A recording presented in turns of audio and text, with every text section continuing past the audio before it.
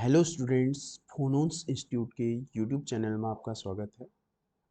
तो last video में मैंने डिस्कस किया था KVS PGT 2023 question number 101 to 105।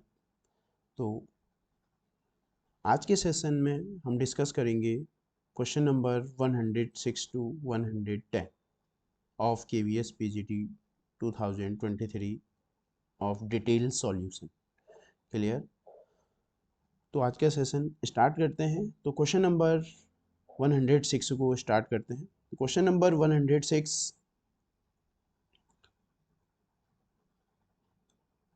Question number 106, a satellite orbiting at an altitude of earth radius above the surface of earth, how much energy is required to transfer the satellite to another orbit which is at an altitude of 3 earth radius above the surface of earth? Also, what are the changes in the satellite potential energy? ठीक हो गया। Potential energy में क्या change आएगा, kinetic energy में क्या change आएगा। हमको मास ऑफ सैटेलाइट दिया और एक्सेलरेशन ड्यू टू ग्रेविटी 9.8 दिया है, रेडियस ऑफ अर्थ दिया है। तो ये क्वेश्चन अगर हमारे पास ये देखो, ग्रेविटेशनल फोर्स कैसा होता है, कंजर्वेटिव फोर्स होता है। तो फॉर कंजर्वेटिव फोर्स, ठीक है, for conservative force are those force in which work done is independent of the path followed, ठीक है, but depends only on initial and final position। तो ऐसे फोर्सेस को हम क्या बोलते हैं, कंजर्वेटिव फोर्सेस बोलते हैं। तो ग्रेविटेशनल फोर्स हमारे पास क्या होता है, कंजर्वेटिव फोर्स होता है। तो यहाँ जो हमारे पास क्या होता है, जो जो टोटल एनर्जी हम फाइंड आउट करते हैं, total energy is the sum of kinetic energy as well as potential energy. तो आफ्टर सॉल्विंग कि जो टोटल एनर्जी जो हमारे पास आती है, टोटल एनर्जी, ठीक है, जो टोटल एनर्जी होती है, ये रिलेशन बहुत इंपॉर्टेंट है, तो इलेक्ट्रोस्टैटिक में भी है। टोटल एनर्जी जो होती है हमारे पास minus times of kinetic energy होती है, और पोटेंशियल एनर्जी का क्या होता है, हाफ होता है। ठीक है, तो इस रिलेशन की हेल्प से हम इस क्वेश्चन को बड़े आसानी से सॉल्व कर सकते हैं। जो टोटल एनर्जी है, टोटल एनर्जी जो है हमारे पास ई है, टोटल एनर्जी क्या है, ई, जो कि क्वेश्चन में ई मेंशन करी है, वो minus times of kinetic energy. और पोटेंशियल एनर्जी क्या हुआ, अगर हम पोटेंशियल एनर्जी की बात करेंगे तो 2 टाइम्स ऑफ क्या हो जाएगा, टोटल एनर्जी हो जाएगा। तो देखो सेटिस्फाई कौन सा ऑप्शन करेक्ट है। फर्स्ट ऑप्शन में देख रहे हैं कि जो ई है यहाँ पर हमको दे रखा है 3.1 इंटू 10⁻⁻⁻⁹ जूल टोटल एनर्जी हो गया। ठीक, अगर हमारे पास क्या है, टोटल एनर्जी ये है, तो जो पोटेंशियल एनर्जी है वो तो इसकी 2 टाइम्स होनी चाहिए। तो फर्स्ट ऑप्शन तो कैंसिल हो गया, फर्स्ट ऑप्शन इज, ये तो पॉसिबल नहीं है। अगर हम सेकंड ऑप्शन को देखते हैं, तो अगर टोटल एनर्जी हमारे पास 3.1 इंटू 10⁻⁹ है, तो इसका काइनेटिक एनर्जी देखो, काइनेटिक एनर्जी क्या है, ये बिल्कुल, ये काइनेटिक एनर्जी बिल्कुल सही है। Kinetic energy minus times of total energy, बिल्कुल करेक्ट है। ठीक, क्या हम 3.1 का 2 टाइम्स करें, 2 और 3 टू जा 6, ये 6, तो ये पोटेंशियल एनर्जी होगी 2 टाइम्स ऑफ टोटल एनर्जी, है कि नहीं है। Potential energy is 2 times of total energy, that means ये जो ऑप्शन है, ये जो सेकंड ऑप्शन है, ये ही इसका क्या है, करेक्ट आंसर है। ठीक है, ये फॉर अ कंजर्वेटिव फोर्स, ये रिलेशन यहीं से सेटिस्फाई हो रहा है। तो ठीक है, तो इस क्वेश्चन का जो आंसर होगा वो 2 ऑप्शन करेक्ट है। देखो बाकी ये भी नहीं हो सकता है और ये भी नहीं हो सकता, फर्स्ट भी नहीं हो सकता। ठीक है, तो इसका क्या हो जाएगा, option number 2 is the correct answer. ठीक, इंपॉर्टेंट क्वेश्चन है, रिलेशन बहुत ज़्यादा important. Now question number 107, mechanical properties of solid से रिलेटेड है। दो cylindrical copper rods A and be having diameters, देखो इसका डायमीटर 0.1 और इसका और कम दे रखा है हमको 0.5। ठीक है, तो हमारे पास क्या है, हमारे पास we have two two copper rods, ठीक है, ए एंड बी। क्लियर, जो फर्स्ट रॉड है उसकी जो डायमीटर है D1, हम इसको मान रहे हैं 0.1, ये सेंटीमीटर है। और जो दूसरी रॉड है उसकी जो डायमीटर है वो 0.05 सेंटीमीटर हमको गिवन है। Clear, respectively are stressed with the proportional elastic limit by ये। तो दोनों में हमने क्या किया, जो फोर्स है दोनों को हमने सेम फोर्स से क्या किया, स्ट्रेच कर दिया, तो फोर्स भी क्या रहेगा, सेम ही रहने वाला है। Clear. The length of each wire, दोनों वायर जो दोनों कॉपर वायर हैं उसकी जो लेंथ है वो भी कितनी है, वो भी कितनी लेंथ भी कितनी गिवन है, 2 मीटर ही हमको गिवन है। तो इसका मतलब क्या हुआ, लेंथ भी सेम है फिर, ठीक है ना। L1 और L2 भी क्या है, remains same. If if the stretch in thinner wire, जो पतली वायर है, थिन वायर इज 2 सेंटीमीटर, तो इन दोनों में से कौन सी थिनर वायर होगी, इसका डायमीटर तो ज़्यादा है, इसका B is the thinner, B क्या है, थिनर है, B is the thinner wire. तो हमको क्या दे रखा है, the stress in the wire thinner wire is 2, इसका मतलब जो चेंज है, ये जो चेंज है देखो, ये तो पहले से था और इसको तुमने स्टिच खींच दिया है, इसको 2 मीटर आपने इसको क्या कर दिया, यहाँ से यहाँ तक इसको स्ट्रेच कर दिया है, टू से किसको किया है, पतले वाले को। दैट मीन्स जो पतला कौन, थिन कौन होगा, थिनर वायर कौन होगा, जिसका डायमीटर कम किसको होगी, वायर बी। तो इसका मीन्स आपको क्या दे रखा है, डेल्टा L2 गिवन है, कितना, 2 मीटर। तो क्या पूछ रहा है हमसे वो, डेल्टा L1, डेल्टा L1 कह रहा है कि ये फाइंड आउट करो, तो ये क्वेश्चन है, ठीक है। सबसे पहले क्वेश्चन को समझना बहुत जरूरी है। तो हमको क्या फाइंड आउट करना है, डेल्टा L1 फाइंड आउट करना है। और यंग्स मॉडुलस हमको दिया है, सिंस बोथ वायर है कॉपर, बोथ वायर आर क्या, both wire are copper wire, so their Young's modulus is also same, ठीक है। तो Young's modulus y1 equal to y2 कर देते हैं। तो यंग्स मॉडुलस क्या होता है, longitudinal stress, longitudinal stress upon longitudinal strain होता है। तो ये लॉन्गिट्यूडनल स्ट्रेस F अपॉन ए हो जाएगा, stress delta L upon L हो जाएगा। यहाँ से ये यंग्स मॉडुलस की वैल्यू आ जाएगी। तो अगर यंग्स मॉडुलस की अगर हम वैल्यू फाइंड आउट करने को कहेंगे तो कितना आ जाएगा, F इंटू एल, ये आएगा, ये L मल्टीप्लाई में आ जाएगा, और इधर A इंटू ए, फर्स्ट वाले का डायमीटर अलग है तो इसका एरिया A1, और इसका चेंज इन लेंथ क्या होगा, 1। एफ भी सेम है, ये तो सेम ही रहेगा, एफ तो दूसरे वायर का भी सेम रहेगा, एल भी सेम रहेगा, और यहाँ क्या आ जाएगा, A2 आ जाएगा, और यहाँ जो है डेल्टा L, ये 2 आ जाएगा, क्योंकि ये ही, ठीक है ना। तो अब यहाँ से हम क्या ऑब्जर्व कर रहे हैं कि दोनों वायर में क्या है, दोनों वायर का जो फोर्स भी, दोनों में फोर्स सेम लग रहा है, सेम में क्या है, लेंथ सेम दी है, ये तो कैंसिल आउट हो जाएगा। तो यहाँ से हम वी ऑब्जर्व दैट, यहाँ से क्या होगा, जो हमारे पास जो A1 होगा और जो डेल्टा L1 होगा, ये किसके इक्वल होगा, A2 और डेल्टा L2 के इक्वल होगा। क्लियर, ये समझ में आ रहा है ये। तो इसके बाद हम क्या सॉल्व करेंगे, हम यहाँ से वैल्यू फाइंड आउट कर लेते हैं। अगर हम वैल्यू फाइंड आउट करते हैं इसके बाद,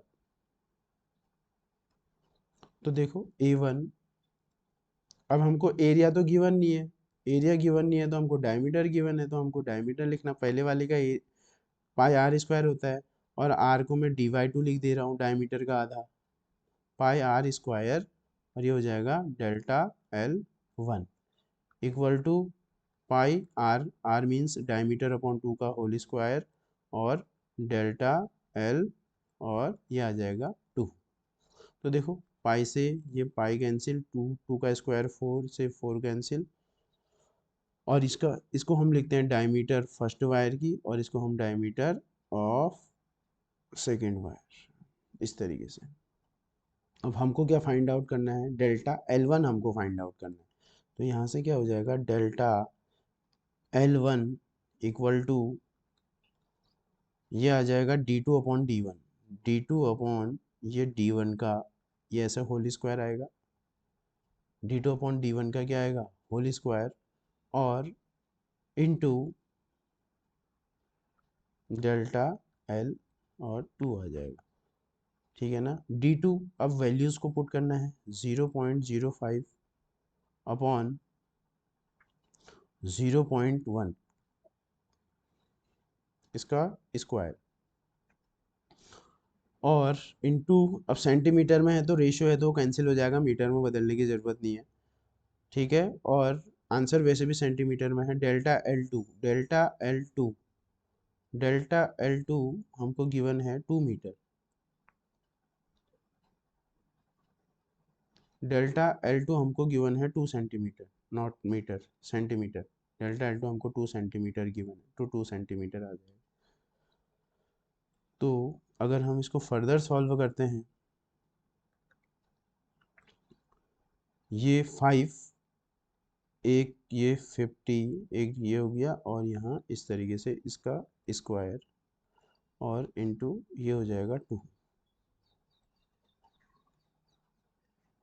1/2, 1/4, 1/4 into 2, that means 1/2, that means 0.5, 0.5 centimetre, 0.5 centimetre, ठीक है। तो जो डेल्टा L1 आ रहा होगा हमारे पास, वो कितना आ रहा होगा, डेल्टा L1 हमारे पास कितना आ रहा होगा, जो डेल्टा N में जो चेंज इन लेंथ हो रही होगी, कितना हो रहा होगा, 0.5, ठीक है, 0.5, जो कि क्या है, ऑप्शन नंबर थर्ड में प्रेजेंट है, ठीक है। तो इस क्वेश्चन का जो आंसर होगा वो थर्ड करेक्ट होगा, ठीक है।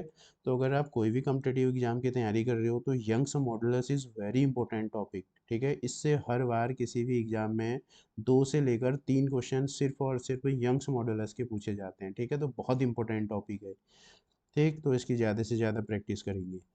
नाउ क्वेश्चन नंबर 108, ठीक है। क्वेश्चन नंबर 108 जनरली ये थर्मोडायनेमिक्स या हम बोल सकते हैं radiation, thermal properties class 11 thermal properties of matter से रिलेटेड है।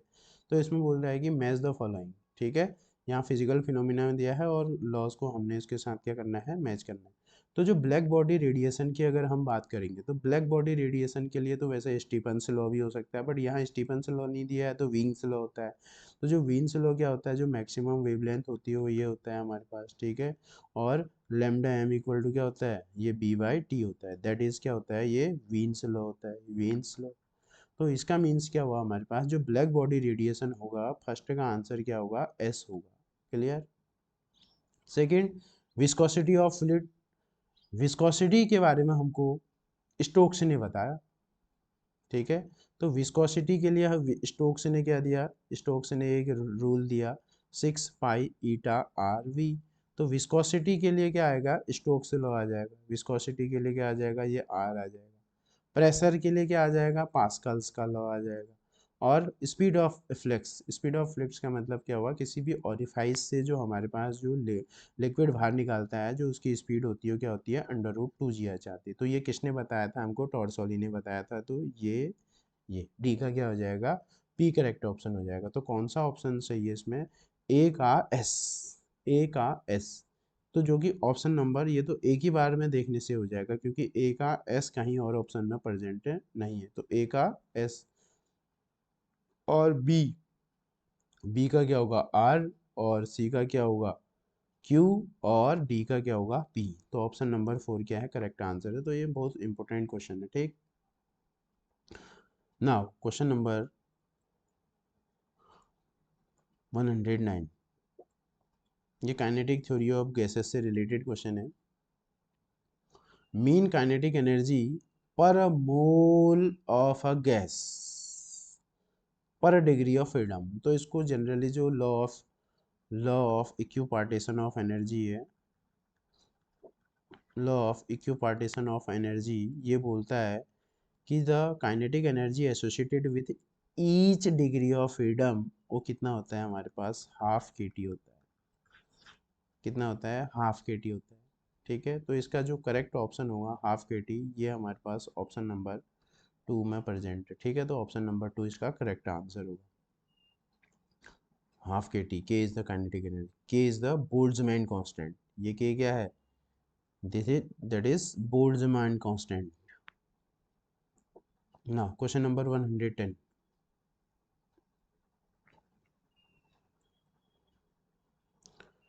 Question number 110, which of the following graph can be possibly represented the variation of surface tension, ठीक हो गया, of water with temperature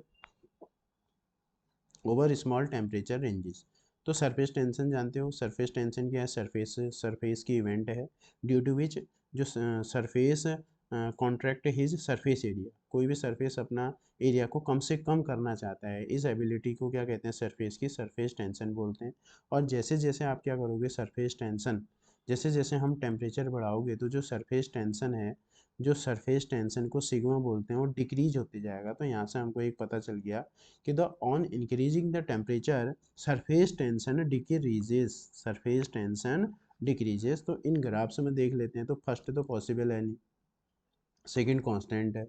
third को देखो, जैसे जैसे टेम्परेचर बढ़ रहा है तो सरफेस टेंशन क्या हो रहा है, सरफेस टेंशन घट रहा है। तो थर्ड डेज का क्या है, ये पॉसिबल नहीं है, तो थर्ड डेज का क्या हो जाएगा, करेक्ट आंसर हो जाएगा।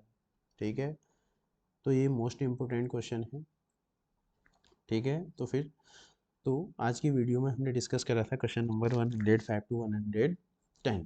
ठीक है, जो कि मोस्ट इंपॉर्टेंट क्वेश्चन है, ये जो अपकमिंग एग्जाम्स हैं उसके लिए बहुत इंपॉर्टेंट है। जो अभी अपकमिंग लेक्चरर का एग्ज़ाम है, या KVS NUN DSSS, ठीक है, और एकलव्य, ठीक है, EMRS, AWES, तो जितने भी PGT फिजिक्स एग्ज़ाम हैं उनके लिए ये क्वेश्चन बहुत इंपॉर्टेंट है। इन क्वेश्चन की हेल्प से हमको ये आइडिया लग जाता है कि क्वेश्चन किस पैटर्न में आने वाला है, और किस, ये जो टॉपिक है किससे ज़्यादा क्वेश्चन बार बार एग्जाम में पूछा जा रहा है। तो इस तरीके से हम इन प्रीवियस ईयर क्वेश्चन को करने से हमको ये फ़ायदा होता है कि जो हमारे पास एक तो स्पीड भी बढ़ जाती है, ठीक हो गया, और हमको टॉपिक भी समझ में आने लग जाता है कि कौन टॉपिक एग्जाम के पॉइंट ऑफ व्यू से क्या है, इम्पोर्टेंट। ठीक है, तो इन क्वेश्चन की ज़्यादा से ज़्यादा प्रैक्टिस करके हम अपना सिलेक्शन श्योर कर सकते हैं। क्लियर, तो आज की वीडियो में इतना ही, थैंक यू।